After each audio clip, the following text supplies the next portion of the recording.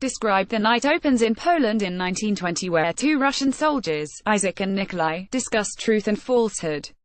Next we're in Smolensk, 2010, where some strangers scream at each other about a hire car.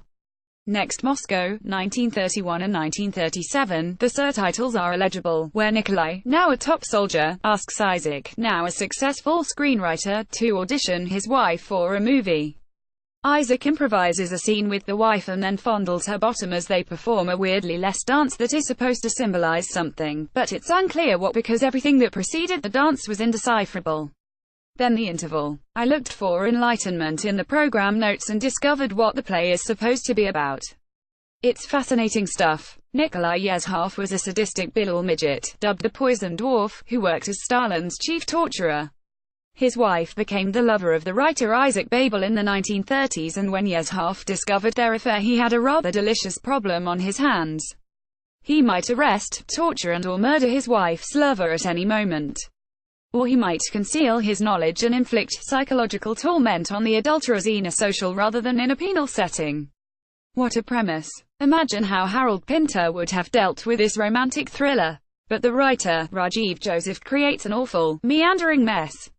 And he doesn't just ruin the Nikolai Isaac story, he also tries to tackle the suspicious plane crash that killed Poland's president in 2010, and he sifts through the youthful career of Vladimir Putin. But the Putin scenes, like the Nikolai Isaac material, require advanced research and are unintelligible to anyone who doesn't know that the Russian president's biological mother is rumored to have been a prostitute who gave her son up for adoption. The writer is American, so it's not surprising to find Putin presented as a thuggish, hysterical sad sack embarrassed by a troubled past he can neither suppress nor escape.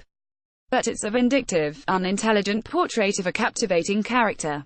And the play is marred by its stylistic uncertainty as it hops between satire, documentary, cabaret, and the paranormal genre. The sprawling threads are held together by a series of insane coincidences surrounding a lost diary. My guess is that this 3-hour monster was heavily researched and then dashed off in a hurry.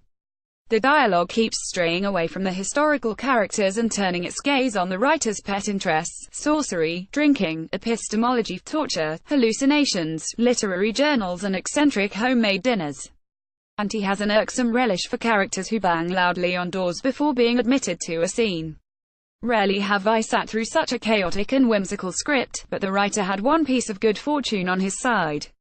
By stuffing his story of pretentious complexities, he made it impossible for an editor to make any cuts or revisions that might have improved things. Far easier to leave Mount Twaddle alone. Not surprisingly, Rajiv Joseph has been nominated for America's foremost literary award. The Pulitzer curse strikes again. Building the Wall begins with the scariest setup imaginable in the USA. A female Democrat has to meet, oh my god, a Trump supporter. But it's okay. The Trump guy is locked up in jail and is about to be executed. We find out why in a confusing piece of exposition. An Islamic terror attack in Times Square was thwarted at the last minute. This prompted Trump to commission a huge new prison to house zillions of foreign suspects. At first the president targeted Muslim terrorists, but he then shifted his focus, and this is where the confusion arises, to Mexican immigrants. Poor sanitation led to thousands of deaths and the bodies were torched in industrial incinerators. Rogue emissaries arrived from the White House and clandestinely ordered the detainees to be murdered. The camp's governor arranged for an execution chamber to be sneakily disguised as a civic building, and the Mexicans were meekly ushered inside and gassed. That's the plot. Trump sets up Auschwitz, which makes him Hitler. Yes, well, not according to this play. Auschwitz was endorsed by the Nazi leadership, but her genocidal governor has been jailed by the Trump regime and given the death penalty. The script skates over this troublesome non sequitur. The play is disturbing for all the wrong reasons. The writer puts Auschwitz on stage to satisfy his anti-Trump feelings. But art and politics are close cousins.